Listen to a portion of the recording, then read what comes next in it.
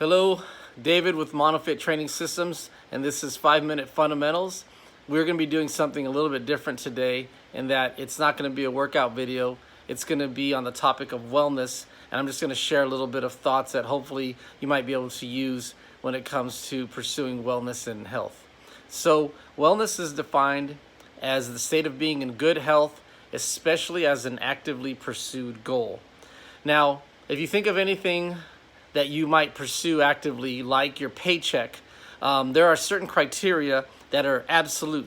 Now, the one thing that really does bug me about anybody in the fitness industry or people who are trying to help others with anything, with their health, with saving money, with relationships, it's being indifferent towards the goals. So, for example, there's terms like fat shaming, and then there's terms with like body acceptance. Okay, somewhere in the middle there has to be absolution.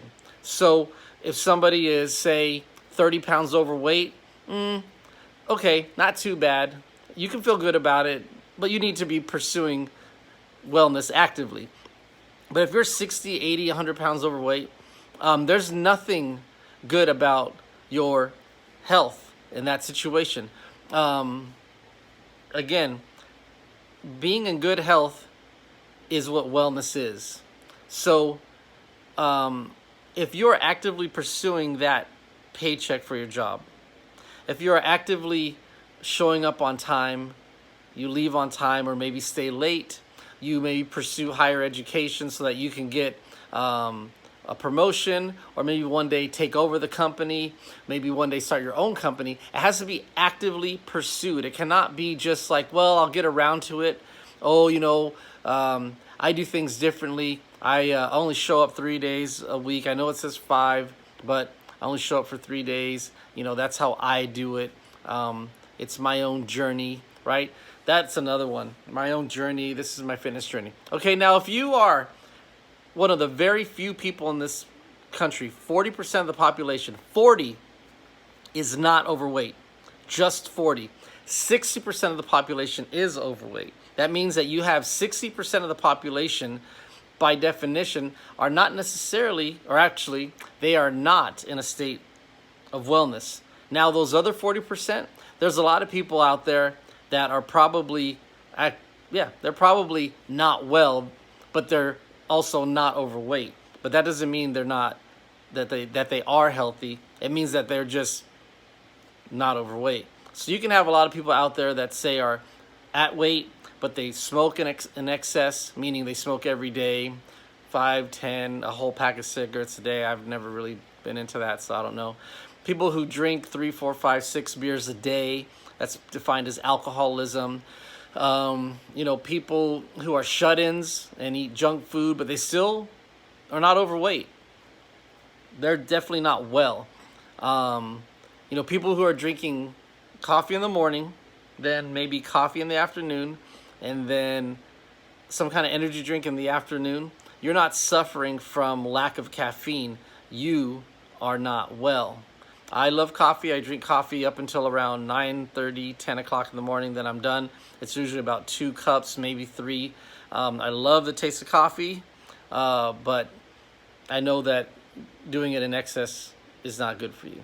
So back to the point. The point is wellness. Now, being indifferent towards your wellness and being indifferent about how it's pursued or how it's approached, not only will hurt you, it'll hurt those around you. And what I mean by that is, if you're married and you deny your relationship with your wife or husband, you're in trouble. You're not going to be in that relationship for long. People say, hey, are you guys, how are things going? You go, oh, I'm not with her.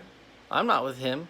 That shit's not going to fly. Well, if you say, oh, I'm pursuing health at The Habit, at In-N-Out, at McDonald's, at one of these places where fast food is served, that's like denying your relationship with health and with wellness and with, actively pursuing it. So make no mistake about it.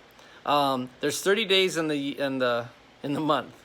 In those 30 days, I would say that you should take about 4 days, to kind of cut loose. If you need to cut loose, go for it. If you're gonna hang out and stay up late, if you're going to eat junk food one day a week.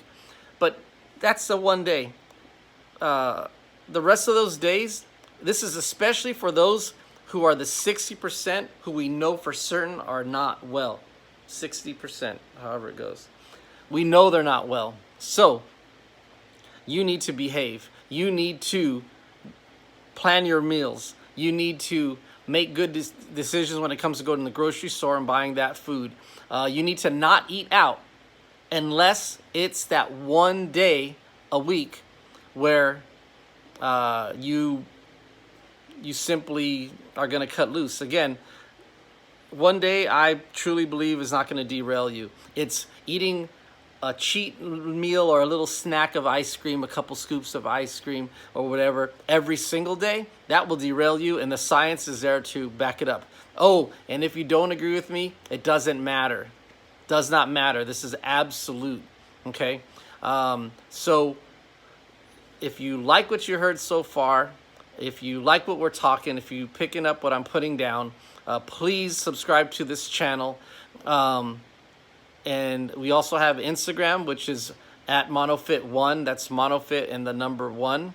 Or MonoFit Training Systems, also there on Instagram. And then MonoFit Relative Approach to Absolute Fitness on Facebook. Please come check us out. This did go a little bit longer, but I think it was worth it.